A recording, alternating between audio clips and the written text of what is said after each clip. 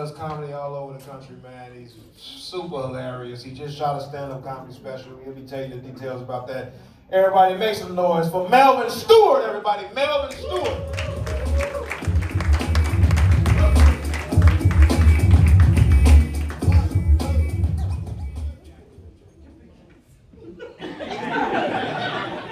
How the fuck y'all doing? I didn't even get a chance to say nothing. She was roasting me already. God damn. Like, she said that big ass sweater. Like, God damn. I am fat, man. God damn. This is the only thing that keep me together. The fuck.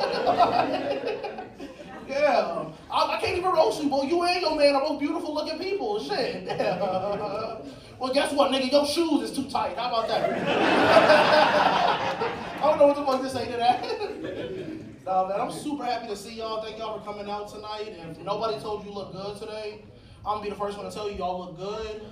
Man, I don't know I said I'm happy, but I gotta complain a little bit, because I've been stuck in the house with my son all day, and how do I say this, y'all, without coming off like cold or callous? People like my son should not exist, y'all. You know, he's smart, he's funny, he's charismatic, but there's a side of him that's just fucking monstrous, and he belongs in a mental institution, you know? He's also 5. I don't know if I mentioned that or not. He just turned 5, actually. But we all know that somebody. Remember when you was in kindergarten, there was that kid that was throwing chairs at the teacher and shit? And then y'all got to high school and that nigga went to jail? That's my son, okay? Like, so at 5, I could already tell he not shit. Like, he not normal, y'all. Like, he don't play normal kid games. Like, my son don't play hide and go seek. Like, he'll play hide and go take a shit under the kitchen table. And I just told him he's 5. Nigga been potty trained for 2 years. Like, he obviously just don't like us. Like, he not normal, y'all. Like, he don't play peekaboo. My son will just run up and call you a bitch. Like my man right here. Like, imagine you and old dude leave, right? And a 5-year-old dressed like Spider-Man run up to you and call you a bitch. And then swing away in character and shit. What you gonna do? You don't know. My man right here, what you gonna do? You don't know. See? My man right here, what you gonna do? You don't know. Me? When I get home, I'm gonna kill myself.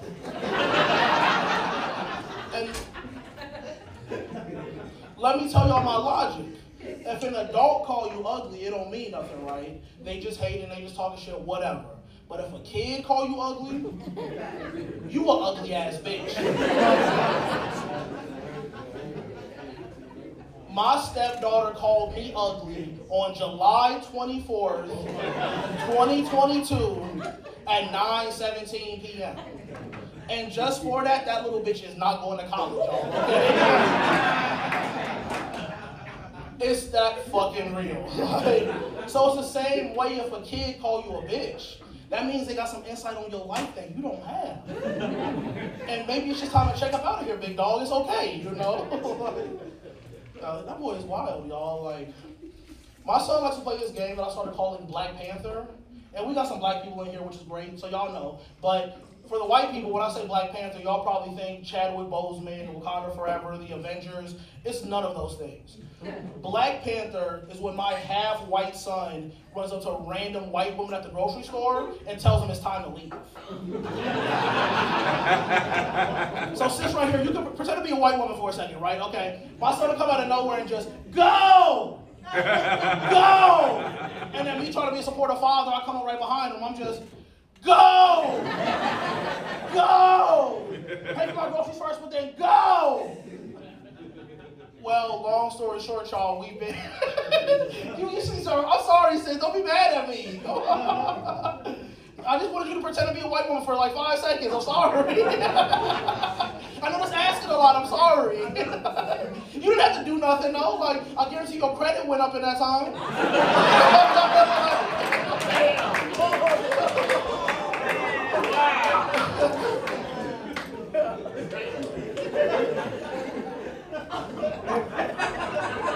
I'm gonna say something. I don't like the fact that all the people that was just clapping is not black. So everybody agreed with you. Like, they wasn't happy for you, motherfucker. They was jealous. Like, no, but like, Yeah, he just be fucking with these white people, y'all, and it's just, like, they banned us from, all the grocery stores on the north side of Chicago, like, so we started going to grocery stores on the south and the west side, and this is when my son turned into a whole different animal, y'all.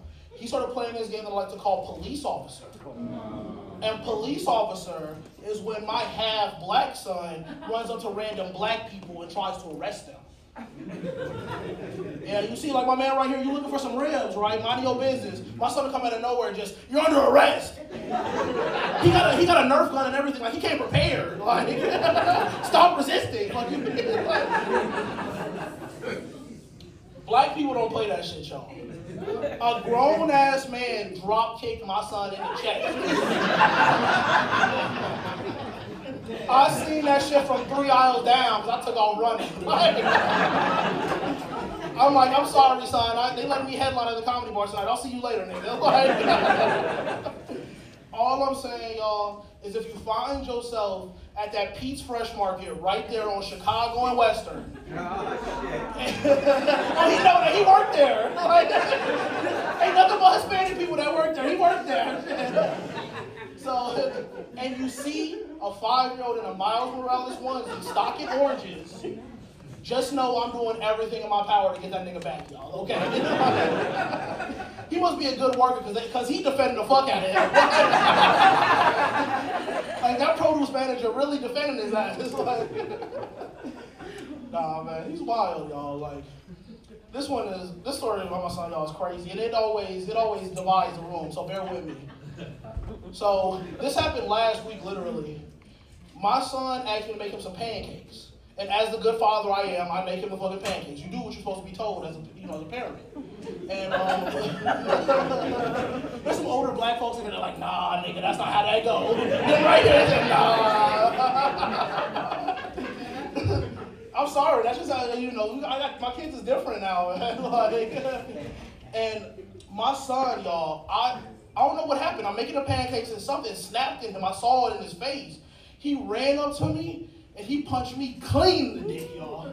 Like right between the dick and balls, the seam, my man? Like, the seam? My man, right here, where you have two different balls that came together when you was in the womb? Like, he hit me right on the fucking seam, y'all. And then I hit the ground, obviously about to die, as you do, you know what I mean? And a little bit of foreshadowing, his mother has always told him that if he wrongs someone in any way, he can make it up to them by giving them a hug and a kiss, right? Yeah, this might not get bad, y'all.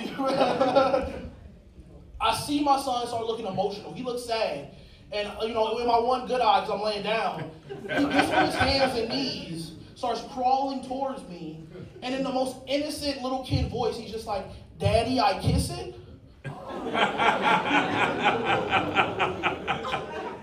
And y'all, I got up faster than Neo in the fucking Matrix, like, because I don't know what these white teachers at his school is teaching him. Like, I grabbed him by his face and threw him across the room. Because in my mind, I would much rather explain to the social worker why he got a broken arm.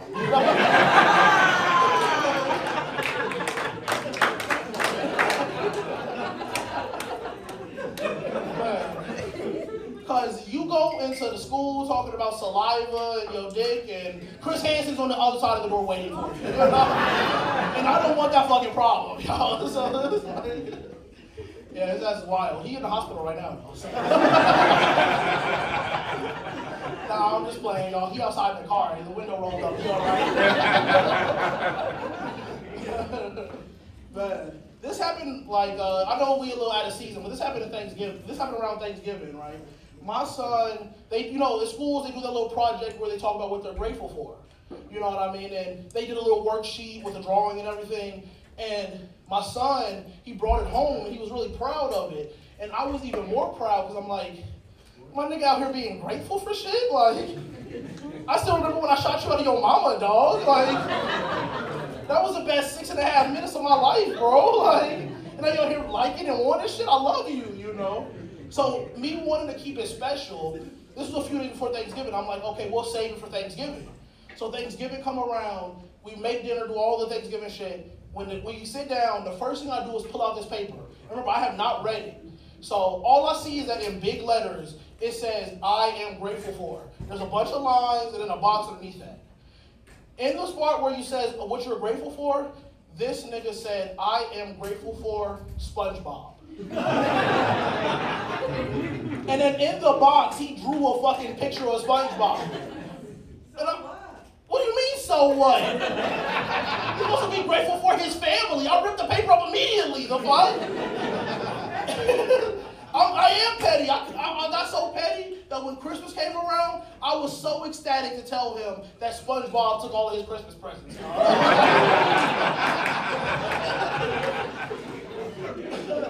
And the wild thing, he was okay with it because he likes SpongeBob that much.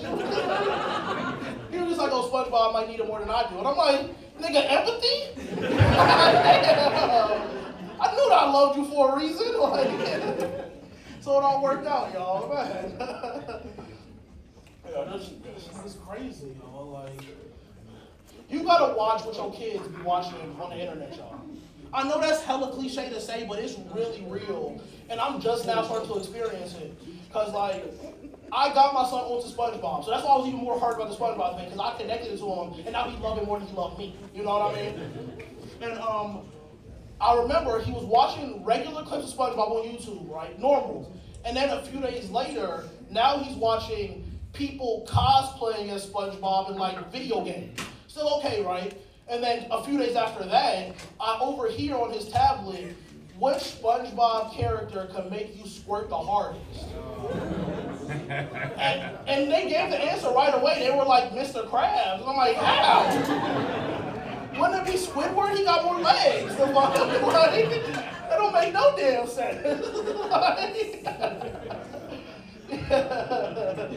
If he wasn't in the car on his tablet right now, I would probably take it away. You know what I mean? Nah, man. Like, I have a daughter too, and she ain't shit either, y'all. Okay, I'm gonna be honest with you. Like, she's beautiful, she's funny, she's about to turn 3. I love her like with everything, but she a real life white devil, y'all. Like, I'm gonna be real. Like, my daughter taught me something about being a parent. And I hate to say this, but if you're a younger sibling, I guarantee you your parents had this thought. Kids are not as impressive the second time around. And it's not anything that you do as a baby. It's like, we've seen it all before, right? Like when my son was eating blueberries, crawling on the floor, watching Miss Rachel, I'm taking videos, I'm drawing pictures, I'm crying. This is the NBA Finals for me.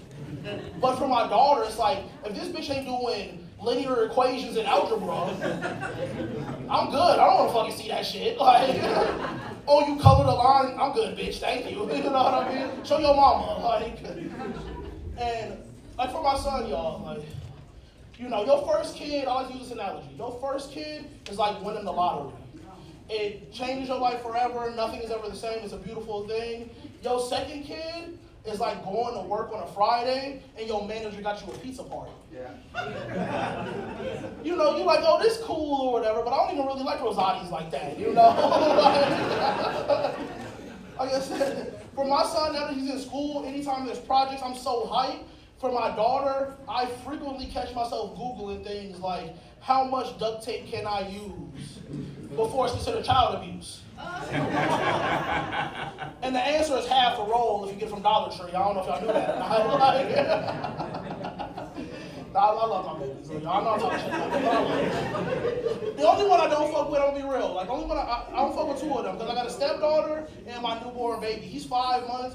I don't fuck with him because his neck just ain't strong enough. Like, I don't like he out here poorly representing the Stewart name. You feel me? Like, he had daycare and shit, like struggling to keep his head up. Like, nigga, get your shit together. Like what's going? Your granddad had abs at 6 months old. Get the fuck out of here. Like, man, like, and my stepdaughter, I don't fuck with her, y'all, because she is just overly competitive. And I am even more competitive than that. You know what I mean? Like, let me give y'all an example. Like, sis right here, if you was to drop your phone off the table and your man was going to reach for it, and I was to grab it first, I'm a Fortnite dance in y'all fucking face, okay? Like, I'm a sore winner, y'all, like, and I like to rub it in. And my stepdaughter knows this about me, but she will still challenge me to random video games, board games. This bitch is crazy. And, like, we were playing, we'll play Mario Kart, and I will never let her win. I'll go through the settings and do it where it's 12 rounds, 4 different maps. I'm in first place the whole fucking time. My stepdaughter catches an attitude with me, goes and snitches to her mom like the pussy she is. Her mom comes to me with an attitude like, you can't just let her win one time? And I'm like, no, I'd rather die than let her win. Do you not understand how satisfying it is to beat her in Mario Kart and then literally fuck her mother right afterwards? Chef's kiss, there's nothing better. Like, my stepdaughter with her dad this weekend, so I can tell these jokes. You know what I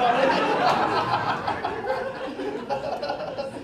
She always be asking me, like, she loves the fact that I do stand-up comedy, so she's always like, Melvin, when are you going to talk about me? When are you going to talk about me? And I'm like, baby, you don't want to know what I got to say about you. Like, what I tell strangers at a comedy club is for the strangers at the comedy club. For you, it's going to have you in therapy at age 30, you know? Man, I love my kids, but something my kids have taught me, they've taught me to accept myself. You know what I'm saying?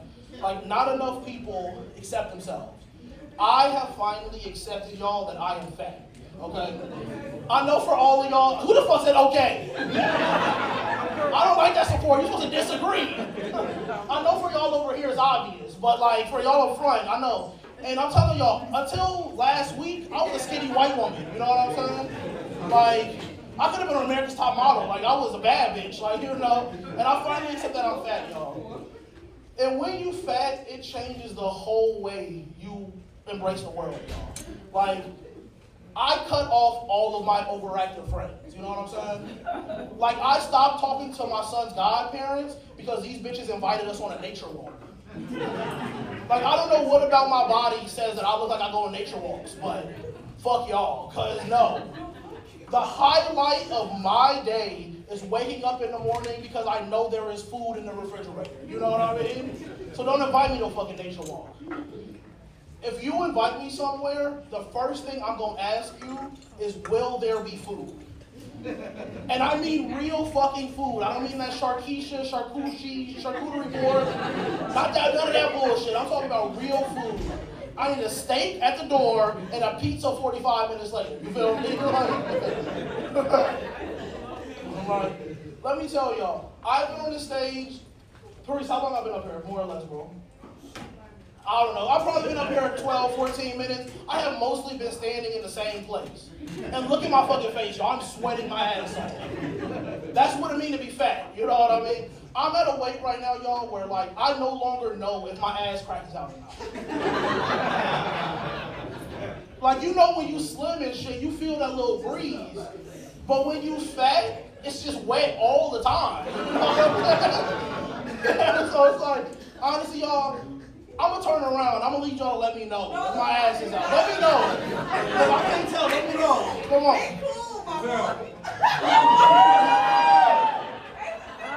Is it showing? God damn.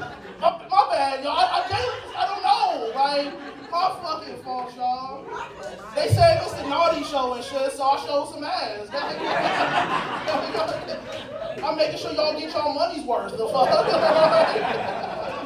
Because ain't none of y'all gonna forget that. Maybe some of y'all might be traumatized, but I know some of y'all's a little turned on. Some of y'all white people over in this area, over here somewhere, you know, which all that matters to me. But, like, let me tell y'all, Mars, the owner, shout out to Mars, he's a great guy. He booked me for the show, allowed me to do this time. If Mars, what's it called? I got you. He even give me the light. I know she ready for me to leave and shit. Like, let me tell y'all something, y'all. If Mars invited me here, right? If this place would have been on an incline, you know, you come downstairs to get here. If I would have had to walk up any amount of stairs to get into this room, I would not have shown the fuck up. Mars could have been like, hey, we got a whole plate full of barbecue for you. White women gonna show you their titties during your set. And there ain't no elevator. I'm good, dog. Like, I'm gonna stay my ass at home. Shit. Bad, y'all. Before I go, I think I'm gonna talk about my mom a little bit because I know y'all think I'm crazy, but I get it from her. And my mom is one of them people, y'all. that's too old to be using Facebook? Y'all got any of those people in your lives? Okay, y'all know what I'm talking about. And you know you see them because you check their profile picture and the picture is this motherfucking clothes, right? That's my mama. And on top of that, she gets scammed by Nigerians at least once a week, y'all. Fucking Matumbu and them know her by her first name. Don't say it.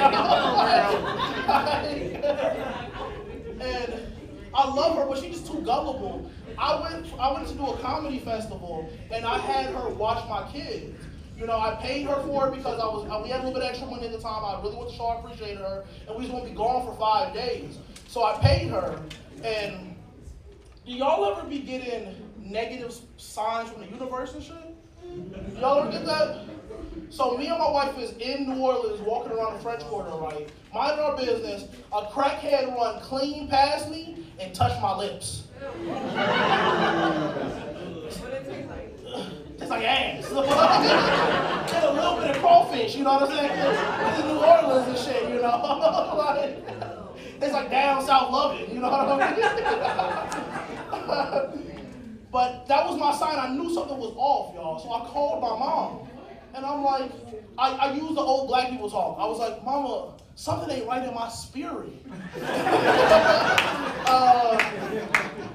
I gave you the $200 for the kids. What did you end up doing with that $200? And she was just like, baby, it's so exciting. Mary J. Blige messaged me directly on Facebook. And she told me that she would fly me out and give me free tickets to one of her shows as long as I give her $150 in Target gift cards. And I'm like, Target gift cards? And she's like, yes, baby, aren't the blessings? God been blessing me. I've been telling you, baby. I'm like, Mama, I'm going to be on the first flight back. I never want to see you again. That's going to be my time, y'all. My name is Melvin Stewart. Y'all been great. Thank you so much.